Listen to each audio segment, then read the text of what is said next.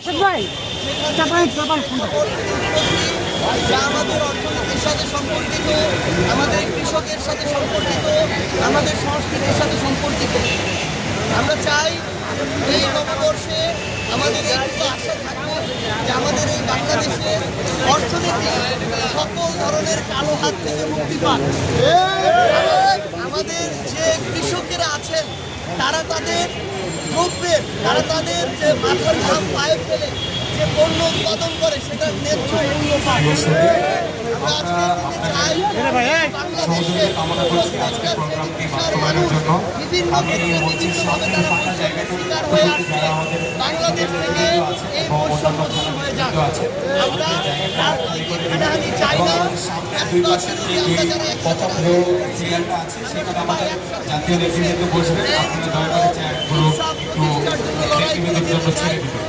পরের দ্বিতীয় রো থেকে আমরা বসা শুরু করব।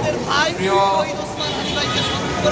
আবার সবাইকে সম্মানিত অতিথিবৃন্দ এবং